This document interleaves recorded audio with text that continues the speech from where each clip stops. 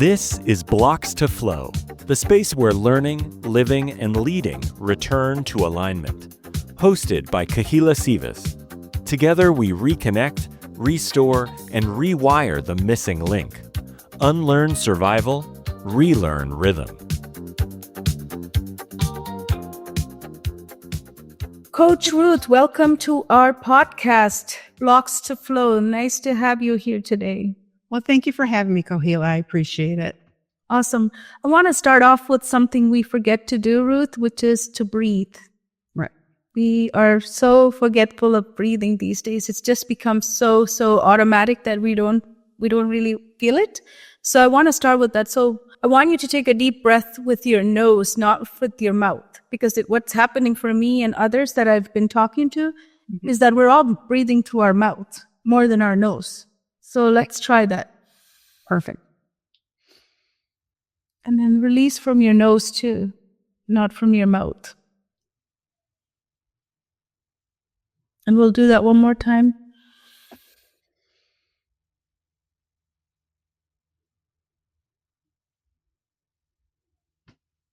Did you notice the difference? My shoulders come down. I feel more relaxed. Not that, okay, let's go, so to speak. Big difference, definitely. Do you notice yourself breathing with your mouth more than your nose? Like through your mouth? Like this? You know, I do, because I think being so busy, you're like, okay, go here, go. You know, you're either talking or breathing and that kind of thing. Mm-hmm. So that just breathing through my nose, I just feel my shoulders go down. They just, yeah. You could just, and I don't know if you could see it, but I could feel that big time. Yeah. It's instant, right? Instant, like that. I mean, it's like, so I'm going to be using that when I'm in the car. Yeah. Let's do it one more time, the third time. Alrighty, ready?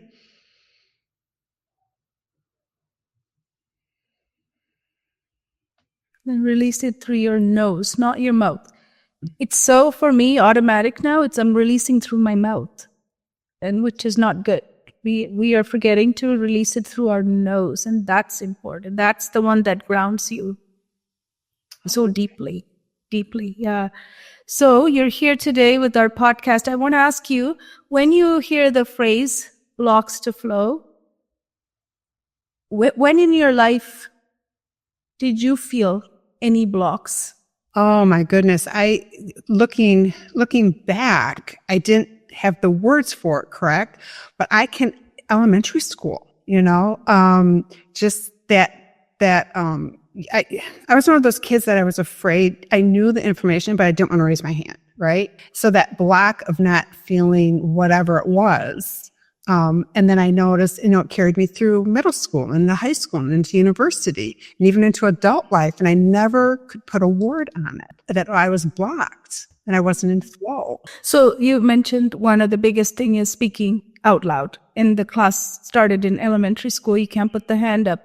What do you think the real block, now that you are an adult, when you look back, what was the actual block? Let's name it, because it's important that we name it. I believe, from what I've learned, is it was that fear of not having the right answer, not being perfect, right? That there could be, I thought I knew the answer, I was pretty sure, but yet there's always that little bit of doubt that it wasn't going to be the perfect answer. So perfectionism, for me, I believe was the biggest block. Yeah, absolutely. You hit it. You nailed it. Awesome.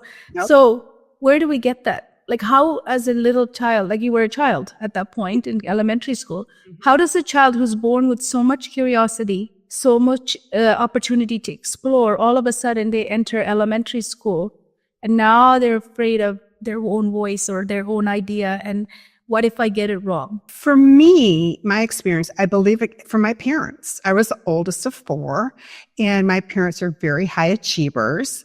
And even though they might not have said, you have to be perfect, that was the tone and the expectations in the home. And it's taken me a lot of years to figure that out, that, you do this, you do this, you do this, and you get good grades, period.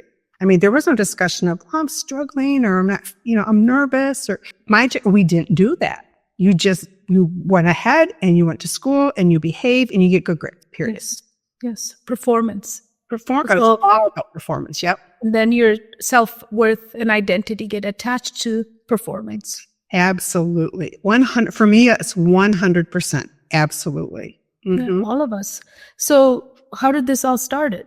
I mean, where did your parents learn that? I mean, they've learned it somewhere too, right? Oh, I'm sure from my grandparents. I think it's generational, because I remember my mother saying to me, I always, because she was valedictorian of her high school. She was valedictorian of her university. My dad was he was a scientist and he worked for a big company. And so that, and you see that, right, as a child. And again, they didn't ever say you had to be perfect, but it's generational. Definitely in my situation, generational. And how open were they in sharing if they did struggle with something? No, you don't talk about anything. No, you have feelings? Shh, quiet. You're nervous? Keep pushing through. And it wasn't that's just how the way it was. That was the way it is. That's how it was. Yeah, absolutely. So I want to touch on something very, very important at this point while we're talking about this. Your grandparents are product of something. Your parents were product of something. Then you became the product of that raising from the family, right? The family and society and cultural expectations. But really, it really started with the school system where we all go to learn, where the performance became the identity. If you don't perform, it was always the marks that determined who you are or how much you're worth. And when you do well, they praise you and they give you stickers and, all of these things. But then we say, okay, if I'm not good, if I'm struggling, I must be the dumb person, or I must not be born with the talents or the smart genes to do well. And there starts the block, because I've already labeled myself, right? Without anyone else telling me, we label ourselves. We do. That's so interesting. I found that all so interesting, and it's. I just never realized that that's what it was. If I don't believe it, if you didn't believe it, because I did the same thing when I started struggling in school and muting myself from talking at elementary level. I told myself, you are stupid. I called myself stupid every day. Now, if I started calling myself stupid, how would the world ever call anything different? Because the voice I hear most is mine. Yeah. That's what 24/7 lives with me, not anyone else's voice, right? Others we can filter out and in, but mine I can't filter. It's here with me 24/7. Right. So when we say the system, I always talk about this MC system, which is the mass consumption, mass control, mass standardization, right? We have this system we followed, but it's knowingly or unknowingly created where performance is the only thing we're looking for. The ultimate. That was the ultimate. Those A's and B's. Yep. Absolutely. So then we started become our own perfectionists. Yep. Perfectionism was part of that, and comes along procrastination, because in order to protect yourself, procrastination has to help you, right? And I never realized that. And I'm such a procrastinator, and now I understand why. Yes. Yeah.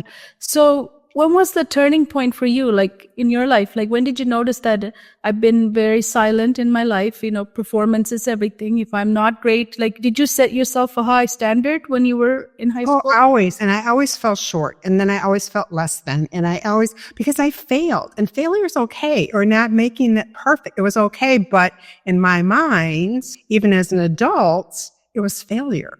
It was failure. And it really, to be honest, people, and this isn't a plug for Kohila, but it wasn't until I met her and the program, and I've had years of therapy and things like that, which helped, right?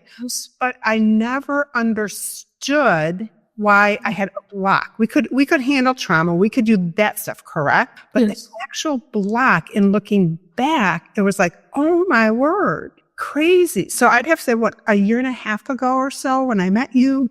And I started listening and reading, and I'm like, oh, wow. Oh, it gives me chills. It just gives me goosebumps, because that was the piece my whole life that was never talked about, because I didn't know. Blocks to flow. What are you blocked for? Right? Just go, just flow, just go play, but to understand and look back over my childhood and my grades, and I always got good grades.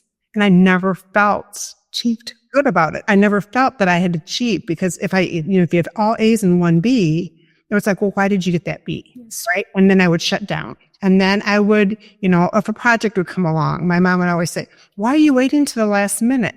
And now I didn't understand the procrastination piece. right? That was protecting me. So I would shut down and wait till the last minute. I always got it done and got a great grade on it, but I was stressing and nervous, and I was a nervous kid. Yes. So really, when I met you, it was that blocks to flow and how our brains work and rewiring, all of that. Yeah, it's never too late, never too late, never too late. We're always learning, right? But let's touch on that for people who are listening to us. So what was it like on the other side? You mentioned a few things right now. You said I was always nervous. No wonder everybody is nervous these days, right? Because our performance and achievement are so highly valued, and it's like a race. It's like 24/7 race to get there.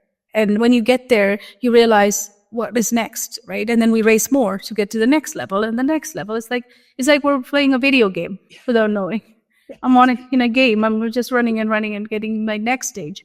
So what was it? Besides nervousness, you said you never achieved. So you never celebrated any wins. You never thought you had wins in life. No, because if it wasn't this win, then it wasn't a win. And how I was raised, and it was always that, like you said, go to the next level, get to the next level, get to the next level. And I never really looked at what I liked to do or what motivated me or what interested me. It was that outside, how the success is viewed on the outside. And in the real world, success is many things, and our kid, I think of my grandkids or my kiddos, it's like I tried to break the mold, right? So with my kids, it's like, whatever you want to do.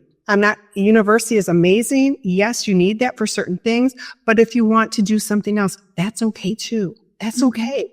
Because we all need all different things in society, right? I never felt that. I felt you had to be a certain thing, make a certain amount of money, live in a certain house, and that was success, right? And for me, what I learned is my relationships are my success. Because I've learned this as an old lady. You can make money. Money comes and goes. I'm not poo-pooing it, but if you really want to make money, money comes and goes. It's those relationships that you take with you that are important, that you're leaving that legacy with. It's the relationships. Yeah. So the definition of success also shifts, right? Because success to me, everybody means so many different. Absolutely. Yes. So anxiety is another part of having that expectation. I have to perform. I have to play on this game and keep up leveling myself, right? Which is a good motivation to have, but with the right purpose. Because that doesn't motivate me. And I learned what motivates me is helping people, so to speak. And it's that those A's, to be honest, it didn't work for me. Some people are very high achievers, and that's their drive, and that's what they need to do. I wanted that self-worth, to feel worthy. Well, we can have both. That's the problem. Yes, absolutely. The setup was wrong. Like you can have the A, purpose, and performance. Yes. It's because it's attached to performance only without the minusing the purpose. Yes. If we could inject purpose in between those. A is great. There's nothing wrong with getting A. No. And nothing wrong with getting B too. And nothing wrong with getting D. No. But when we get D, we're a failure. Not what can I learn from this? Where did I go wrong? Where can I look at my alignment? Where am I not aligned? Why am I not getting A instead of D, which is society's expectation? So I think we don't have the analysis, right? We don't go through that. We never talk about our grades. It's either you get it or you don't get it. If you don't get it, you're not born with those genes to be smart. Right. For me, I could read, I could write, I could do all those things. Math, I think of geometry, a good example. My dad would sit with me for hours with geometry. And I felt, I'm one of those dumb girls who can't do math, isn't it? Right? Because I couldn't, whatever was clicking or what I was blocking, what I was telling myself, I couldn't. I remember I'd sit there and I'd say to him, I can't do this. I can't do this. Well, of course I could, but something was blocking me. It was telling my brain I couldn't. And that's a great example of how often do we do that to our children or ourselves? I mean, I know we do it. Oh, I can't do X, Y, or Z. I can't run a business. I can't go back to school. I can't this. And I've stopped saying I can't, and I try. Whether it works or not, that's okay. But at least I try. I don't use that in my brain anymore that I can't. I hope that makes sense. Of course. Yes. So I said, whatever you tell yourself, you've already declared it. If you say I can't, your brain already things in that way. It's going to look for opportunities and all the ways that you can't. Right. And I've learned that through the blocks to flow, that's a block, that I'm like, oh, if I talk to my brain, even as an adult, it shifts I have more energy. I try it. I look at it. I'm like, oh, interesting. Instead of saying, nope. It's like, Yeah. Yeah. Like if you stand in front of a thick forest and say, there's no path here, there is no path until you move your body and start walking. And the more you walk every day, day after day after day, you will create a path. Then you will say, there is a path. There's a path. There's a path. So it's that first momentum, right? Changing that potential by standing and storing and saying, I can't. The body and the brain is going to register, you forget it. Yeah. Just give up. Yeah. I mean, it's easy, right? For the body to say and the brain to agree with it. And then we stand and going, why am I so stuck? I'm stuck. Because you can see, I like that forest analogy, because if you stand in a forest, you can see, all you gotta do is move, maybe you have to go this way. Yeah. But in our minds, it's that straight line. I always had that straight line that I call it that blinder, put the blinders on like horses and you just look straight ahead. And you can't deviate. This is it. And I've learned that I can do this. And it's okay. Life is like that. Look, have you seen a river that just goes straight? No. It's all over the place because it finds its path, right? It finds its path. Yes. It's absolutely. So let's review those points. So if you are listening or watching this, anxious, nervousness, calling yourself names constantly, and comparing yourself to others, constant comparison all the time. It starts very early. And that's why we don't know when we're becoming more and more aware by 18, 19, 20, when we're young adult, we really take those to our heart, right? We think that's our identity. Now I've created a whole identity system, which roots really heavily for over the years in school. I've mastered it. Now I enter the real world and I do more comparison to everyone and I just get anxious because I'm lost. It's a new world. We don't really prepare our students or our kids to the real world. It's a real world and the educations where they were learning they're different. Night and day. They don't merge them. They just throw them. Right. So I was like that. How was yours when you came out of high school and was dropped into the real world? Oh my, I was a hot mess. I was not prepared. I literally was dropped off at university. No wonder I didn't succeed the expectation because prepared, I didn't know how to do a checkbook. I had never been on my own. I was not prepared at all. And that's a while ago. So I can't even imagine kids nowadays. And I know kids survive. My experiences was I was not prepared. I wasn't prepared. I wasn't prepared how to pay my own bills. I wasn't prepared, to work and go to school. I mean, I worked and went to school, but you lived at home, right?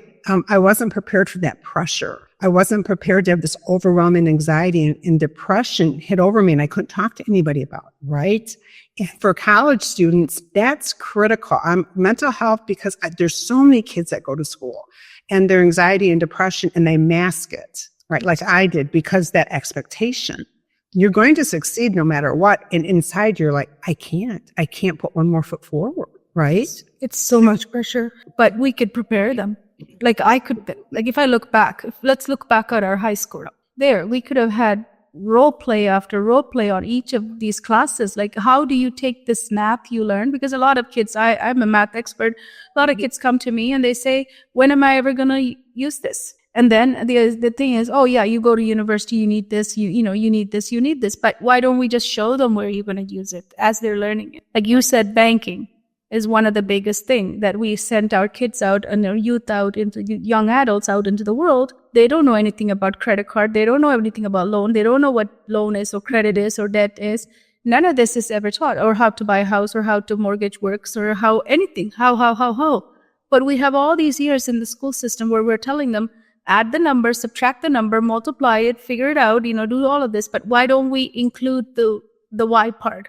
How are you going to use this? Mm-hmm. Exactly. And if you ask the why in the system, they're like, just do it. They don't want the whys, but kids want to know why. They want to know. And my head silently, I'm like, well, why? Why do I have to know geometry? Why? Why can't I just read? Why? And if they said, explain to me that someday I might be in a store situation where I have to do, I'd go, oh, okay, that makes sense. Instead of just the numbers like you were saying, show me. Oh, okay. Exactly. You are 100%. Absolutely. So examples, right? Examples of how would it be used in a real life situation? Stimulate. Like if you bring that into the classroom, the students want to learn. They're not going to be rebellious against math. Because right now there's a whole generation of people who just say, I hate math, I'm not good at math, I'm never going to be good at math, especially math, which is a huge subject for the real world. Exactly. Yes. Right? Yes. And it builds confidence. That part is a problem. And we're not here to blame anybody. It's the way it is, because the curriculum is built in a way that we keep following it, where it doesn't include the why and the how. It just does the what. It keeps giving them the what, minusing the why and the how. Yes. And the students are left like, this is boring, this is useless. And basically I can learn this on YouTube. Right. And I think our system, again, hasn't caught up.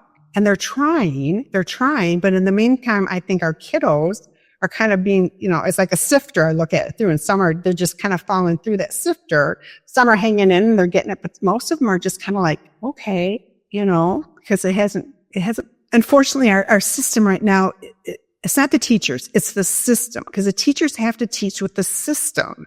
And the system is still doing the stuff from way back. We have to catch up, and kids are different. They have more pressures on them. Everybody says it, when old people say, it was different in my day. It was. We didn't have technology. We didn't have AI. We didn't have this constant, right? We could go outside and play and re-regulate. We could do things because we had to. We couldn't just sit around, right? So the kids, they're falling through that sifter. Yes, it's like, absolutely. We need to help them so that they don't have.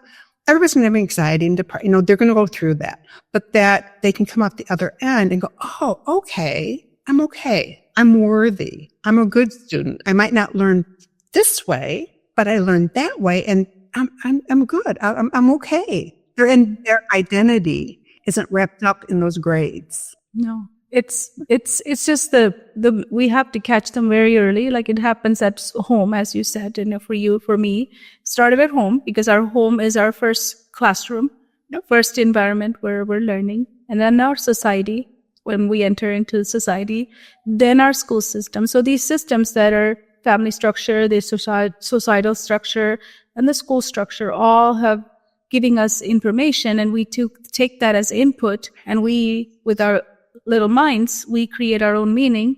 In that meaning, if I feel like I need to perform to be loved, liked, or to be smart, we associate all of those together.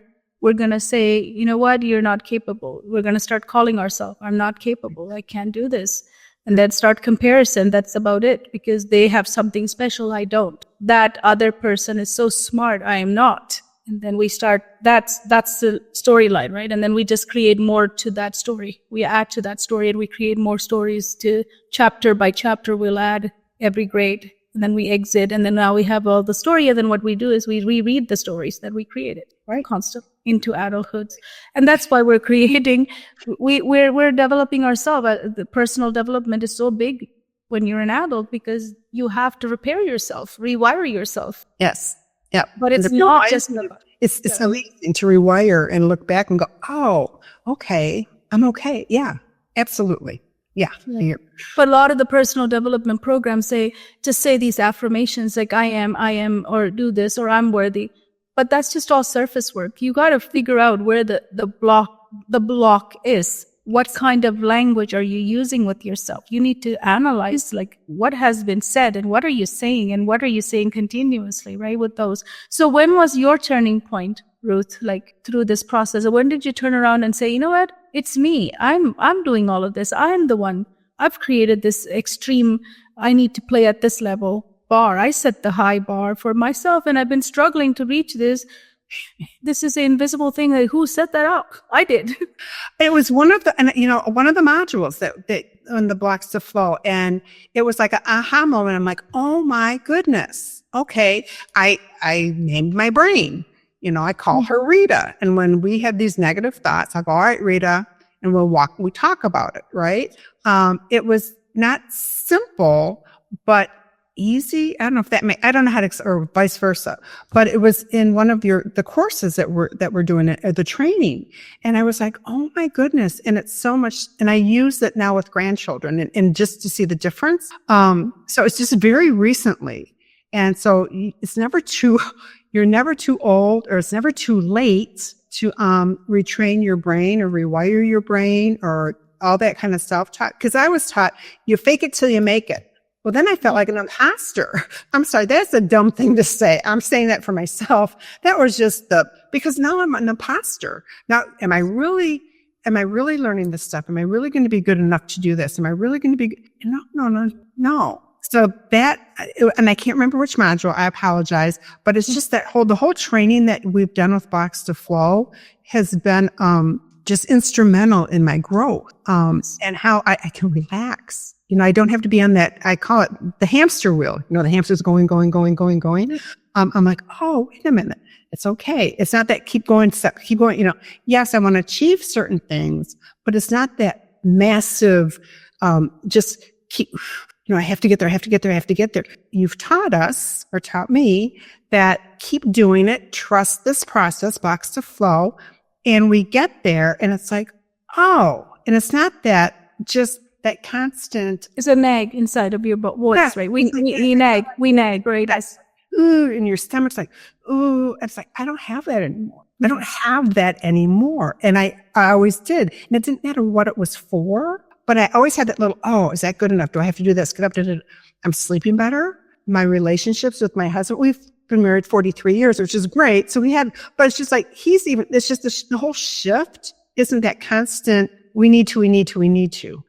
It's that breathing, and just not having that pit in your stomach that, am I where I'm supposed to be, and all that kind of stuff. And I'm thinking, wow, we put that in our kids too. So if I'm feeling that, I can only imagine how kids are feeling that. And this Blocks to Flow has been instrumental in my personal being and my personal health. Yeah, my personal mental health. Yeah, that's huge for me. Yes. What you're explaining there is survival, right? You were living on that survival. I used to live like that too. Many of the viewers here will be living like that as well, because as you say, we set this high bar or somebody else set it for us. Sometimes it's us, sometimes it's your parent, or sometimes it's your partner. We set these bars up so high and then we run on a hamster wheel, but the hamster wheel is just turning. It's a circle. So it's just spiraling. So the level can't be reached until you actually jump out and go to the next level, right? Like you got to get out of that hamster wheel to touch even the bar you set yourself up. Right. Or you hit the wall. Like I'd hit the wall and then I procrastinate. And I'm like, I'll wait. It's like you either get better or you hit a wall. And I was tired of hitting that wall. So yeah. I look at it like the energy shift, right? So in order for us to hit the next level, it's okay to set up a level. I'm not saying that you shouldn't have some goals for yourself or set it, but it should be associated with your identity. Like you can't have your identity over here suffering as I'm not good and set a goal up like somebody else's goal, like who's achieving at another level because we compared ourselves. And then my identity is over here, which is this thing to do with this goal. It's never going to happen. And then I just suffer between the goal and my identity are so there's a big gap between to come here and close that to get to it, right? So that's why the goal setting, we have the SMART goal setting, all these goal setting techniques. That's why by the end of the, January, we set it up, right? Every January, people set up their goals. By, before even it's February, you're already disappointed at yourself. Right. Because you didn't do half of the things you said, or almost all of it. You never do it. I've never done it yet. And every January, because that's what the gurus tell you, right? Set your goals, blah, blah, blah, blah. And we're all like, I think of the gym. That's a good example. People say, I'm going to the gym and we lose all this weight. Maybe 2 weeks later, and people are like, because everything's supposed to be so immediate. And this is a process. For me, the Blocks to Flow is a process. And I just kept doing it and it's, it's not that rush. It's stacked on each other, the different techniques that you gave us. And I'm like, that's so different and so more centering. I feel more aligned. I don't feel like my arms over here, my legs over here, my head's in everything's like coming together because it's stacked instead of just push it through. Push. And the first step to that was awareness, right? Awareness of ourselves.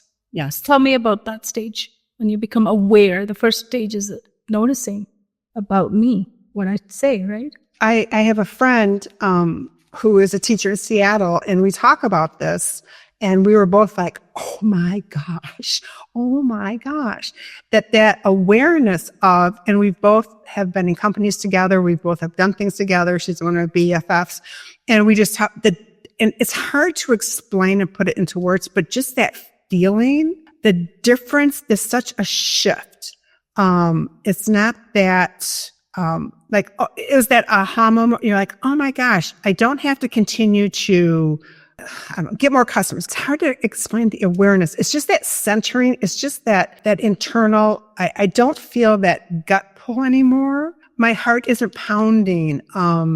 What you're explaining is you detach the performance, because you were earlier, you started with that I have to perform. And there was a time period I have to perform. And if I cannot perform at that standard, then I just should procrastinate until, right. That was how you grew up. That was your brain, right? Yeah. That's where all of the cells were trained. All of your neurological paths were trained for that. Right. To set yourself up like that and then procrastinate, right? Like most of us do. And then feel like, okay, here, then we validate that story, right? Of course I can't do it. I've never done it before. How can I do it? What was I thinking about setting this up again? Right. Of course it makes sense. Yeah, exactly. Yeah. So now you don't have that. You have the ability to go, you know what? That's exactly what my block is. So the awareness is huge because you can catch it. You can catch your brain talking to you about it. You can catch it when the cells are feeling it. The feeling is there. You're seeing it. You're hearing it. Yep. So your sensory system is now attuned, like it's tuned in. It is. Listen to it. Yes. Yep. And anything in my life now. And I never was aware, but that's like at work or here at home. When that stuff is the awareness, and then all of a sudden it's like, ooh, okay. Because I can go back into that comparison, or, oh my gosh, I'm not good enough because maybe that mom made these bagels better, whatever. It's like, no. That awareness of my perfectionism and procrastination is huge. I don't procrastinate as much anymore. I'm not saying I'm perfect, No, but I catch it really quick and I'm like, oh, I get more stuff done. sure. It's none of this stuff is gonna like really go away, right? I always tell people it's not like it's you don't delete from your cells completely. There's some awareness of it because it's like memory, right? Every cell has a memory of whatever we have done so far, even our generational memories encoded into our genes, right? Right. So for that reason, you're not going to get rid of it, but the time between you that happening, that second voice, that's the voice that tells you that, maybe it's not that perfect, just wait. And you're like, oh, hold on. Like, it's like, it becomes a snap of the finger. It's like that time period. Yeah. And you're like, yeah, I hear you. Oh, yeah, I know. Yeah, no. Yeah. Thanks for coming up, but we're going to go. Because and it's like, even like getting up today to do this, or getting up to meet with my students, or getting up. It's like, I would procrastinate. I'd be like, because I didn't feel that perfect. So I would like hit the alarm and I'd be late, and then I'm rushing around, and then I'm doing, it's that constant. It's like, now I get up, I'm looking forward to it. I'm aware that if that happens and there's something within me that's playing old tapes, I know everybody hates that, but old tapes, I get rid of that and I keep moving forward. Right. And that's a huge difference, because it would be like, I don't want to do that. The fear or the anxiety. I'm like, no, you get up and you do it, you do your routine. And so the awareness has been huge for me personally, it's been huge. Absolutely. What was the hardest pattern or belief to unlearn? Because during this process, when you're using the blocks to flow, you have to really unlearn a lot of things, because as the awareness comes, you got to start unlearning it. Because if you resist that, change can't happen. Transformation cannot come into your body or your mind. If you just keep saying, no, I'm not unlearning that, then you're holding on to your old stuff. Right. So what was the hardest one out of all of them? The hardest one for me would have been that I didn't have a certain degree, so to speak. And that came from my parents. They're very high, highly educated intellectuals. And that wasn't my path to take. And that I always felt like I was an imposter, because, and again, in my household, education at the highest level, PhD with distinction, that's the goal. Well, I'm like, that wasn't the kid I was, right? So if I wasn't at that intellectual level, how can I help other kids, or how can I help myself? And that's been the biggest thing. And you and your program, the Blacks to Flow program, really helped me with that big time, because it's like, I have to look at, wait, but there are people who have 2 years or have no years, or are plumbers or a hairdresser. My hairdresser is an amazing, talented woman, right? Absolutely. Well, she learned how to do that. The same with myself. If there's something that's worth learning to help kiddos, absolutely. And you have the training, that's what it is. We're trained and we take classes and we're certified. It's not just here, become a pastor online. And that's not a bad thing. I don't want to insult anybody, but it's that kind of like you take the class, pay me $50 and then, no. This is an intense learning journey. And then it was the hardest thing for me. And if it wasn't for the blocks to fall, because it's that perfectionism, that bar that was set with me when I was little, I am worthy. I'm not an imposter. I love kiddos. I have this knowledge. I understand how the neurons and the brain and the force, I know how that works because you taught us that, right? Yeah. When you experienced it, Oh, firstly, when you go through this process, the experience is just kind of like, and it's not like lightning bolts. So people say, the clouds are going to open up, and it's just like, whoa! Each day you're calmer. My anxiety's less. The depression's less. The center, I'm feeling, I like getting up in the morning. I don't mind doing my things. I'm like, where'd that come from? That blocks. Oh, I'm looking at my blocks, identifying them, and I'm talking to my brain, and I'm moving forward. Absolutely. Yes. Awareness. Then comes alignment. Awareness is huge. And some things have been brought up. I'll be honest, when you become aware of where some of these things come from, some of them can be painful. That's okay. It's okay to go through that pain because it explains for me why I did some of the things I did as a kid and why some of these things are a struggle, so to speak, because some of that is painful. Absolutely. Appeared and things in school and whatever happened, a little bit of trauma. We've all had trauma at some level, right? And it's okay because it's that awareness again. And the fact that we're allowed to say it's okay because then we can keep flowing. It's like, okay.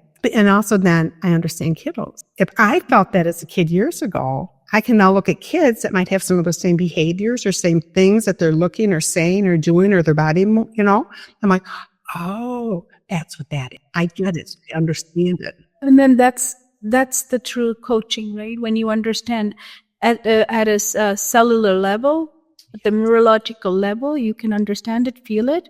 That's the morphic resonance that the other person will receive. And when they enter your field, they're already gonna start transforming. That alone is a transformation when you invite them into your morphic resonance, right? So what would if your younger self, right, could witness you right now, what do you think they noticed first about you right now, your younger self? Oh, that I'd raise my hand now. I mean, that's the biggest thing, that it's okay. It's okay not to be perfect. It's okay not to have maybe the answer you think they want, because kids can look at things differently, right? And they can say the same things, but in different ways. It's okay to raise your hand. You're okay. You know this. You're worthy. You don't have to be perfect. I don't want, maybe I would sit at the front of the class instead of trying to sit in the back of the class. It's okay. Not to be that perfect individual, that everything, that you can learn things, that you're not going to know everything. You're not supposed to know everything, right? That expectation that, okay, I need to know everything about the Revolutionary War. Well, you're not going to know. Or why would you know? Because it's an information. It's a fact. Those are facts, right? I mean, you have to learn it to know, but you can be curious about it. Exactly. Like, kids, some kids want to know about, are they haunted? Are they, kids want to know different things, and that's how they process. Yes. So that's what I would tell my younger self. It's okay. It's okay to raise your hand. Awesome. Love that. Yes. And that comes from, the performance-based schooling system that we knowingly or unknowingly created it from the consciousness of that time. We want right answers. We want all A's, and we want people perform. So if we didn't have an environment where questions were invited. If it was invited, they have to be the perfect questions. And according to whom it's perfect? The person standing in front, right? The teacher, right? They have to feel it's perfect. The rest of the class has to feel it perfect. So we set up the stage where we're not able to do that. I never raised my hands either, but I had really cool questions. And then when somebody asked the question I was thinking, and the teacher would say, "Oh, that's an excellent question," and I'm like, right? Have you ever had that? I had that all the time.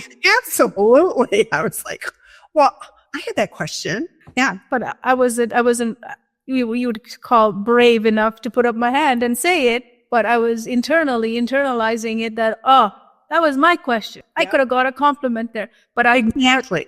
Right? What came? I could have got a compliment. Not that, see, the attachment is always for the performance, right? Performance. So that's huge part of every childhood. Yeah. We get trapped in that and then we can't get rid of it. Absolutely. Yeah. So if our listeners could take one simple action today to step closer to this awareness and alignment, what would it be? What would you tell them? They could take one simple action. One simple action, reach out to me. No, just kidding. Just be aware. Take a look back and just think of your schooling, so to speak. And where you might not have wanted to raise your hand, or you raised your hand all the time, or you didn't think you were good enough. Just kind of look back and realize that it wasn't you. It was the system that we were put into. And again, I'm not talking teachers, because teachers have to teach to their system, right? That's what they get paid for.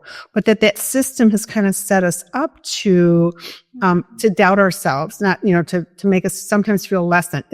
I don't think that was the intent, but that's what's happened because we don't understand the brain. So just look back at your childhood and be aware of where maybe certain things are happening, comparing, stress, anxiety, depression, perfectionism, procrastination. Just go back and look. That's the first step. And you're going to be amazed you're going to go, oh my word. Okay. And you can start transforming just with that little step of being aware. Absolutely. Yes. So, Ruth, you have now made this your calling. You were called to do this work. It's not a work that you just take on. You just start a business to make money, because there's lots of ways to make money, but this is your calling. This is my purpose, your calling, your purpose. That's because you felt it in yourselves. That's because you've changed. It helped you change. So how can they contact you? Where do we find you? You can contact me at my email address, which is rasthurt@gmail.com, or you can call or text 616-990-8609. And I would love to continue the conversation with you. I would love to, just be aware that this can be transformative for yourself and your family. Absolutely. So I will leave Ruth's information under the show notes. You will be able to see how to connect with Ruth and what she does. So tell me, this work, why has it become your calling? Why is it a calling for you now? Well, I've always wanted to help kids. I've always kind of known the system was broken, just my experience that I looked at, but also because of my children. I had a son who struggled in the system. And when this program, Black Safung, Kohila, you came into my life, I was like, this is what I've been looking for. This is it. Because if I'd had this for my son, things could have been different for him. And his story could have been different. We won't know because I didn't have it, but I can use it now. And and I see so many kids who say, I'm dumb, I'm stupid, I can't do this. And I'm like, oh, absolutely you can. Let's talk. It's just hearing kids. So kids are a passion for me. And I see how the system is breaking kids, or I hate to say labeling kids. And I want those kids to realize that they're worthy, and not to have the experiences, or at least have someone listen to them, that my son didn't have. So it's personal for me. It's very personal for me. Mm-hmm. Absolutely. And then now you felt it and how it has helped you to stay in flow, right? So finish this sentence for me. Flow is? Transformative for me. Flow is just breathing. Transformative. And presence, right? Presence. I'm here. Yep. It's just, I'm here in the now. And it's just, I'm that river that flows, and it's amazing. I'm a lazy river. I just go slow and listen. That's my flow. Mm-hmm. There was one word of comparison came in. I was aware of that. What was, you said I'm a lazy river. I should say slow. You just take your time because you like the scenic route. Yes, this is what we do, you guys. Those of you listening and watching this. This is what we do. We help each other. So that lazy isn't old, but I'm a slow or flow. The flow is you're taking a scenic route because you like to look around. Yes, you like to look around. You need to breathe and you need to look around, because that's how we sense the world. So you are taking the scenic route. So I love it. You flow, taking the scenic route. I do too. I stop at every place I can too. But see how we catch our brains? This is what Kohila has taught us. And this is why this Wax to Flow is so so important for people to get, because this is what we do for each other. So she heard something. It refrains my brain. It's an awareness. It's beautiful. So here's how we're going to end the podcast today, this session. So tell me one word that describes when you are fully in flow. Tell me one word that describes you with align. I'm aligned. One practice that instantly helps you return to alignment. Breathing. It's so important. I cannot tell you. I think if whoever is listening here today, breathe through your nose and breathe out through your nose. I'm thinking this has become, because we're so rushing, we're just doing it through our mouth. And I just noticed that just in the last few months myself, how many times I'm doing it through my mouth versus my nose. And that really recenters. Yes, breathing is so available to you. God, the universe or God has given you. It's free, available just anytime you feel it. Anywhere, anytime. Do it. Love it. So one truth you wish everyone knew about learning, living, and leading in flow. What do you think truth that everybody should know? That we can all do it. I mean, we can all flow. And again, we flow maybe scenically, or we flow rapidly, the rapids, but we can all flow when we have that awareness and we have someone walking alongside of us to point things out, kind of like Kohila just said. That was brilliant. That anybody, I'm 65 years old, you guys. I can do it. I can get into flow. Anybody can, but I had people walking alongside me. Yes. You need people to walk. And then understand how we flow and how to get rid of the blocks, or how to at least be aware of our blocks, right? So they don't block us anymore. So we can flow. And that's in any area of our life, whether it's a student learning, or a parent in home with their children, or a teacher, or a baker. It doesn't matter who you are. The blocks to flow is going to help you in all areas of your life. It just will. It's been proven. It's proven. Absolutely. So that's a choice. What you just explained is a choice. As a person who has a birthright to flow, that's why we came to the world, to flow and live our life and leading doesn't mean a leader. Leading means leading your life. Leading means leading your children's life or a person's life that you're part of. That leading in flow is possible for us, but we give up to our blocks. We become hostage of our own blocks. So the minute you're aware and get into alignment and activation, you're always accelerating. So that's exactly, so it's possible. So awareness is the first step. So thank you, Ruth. Anything else you want to share with us? I just want to say thank you so much, Kohila, for having me. And those of you listening, you're not alone.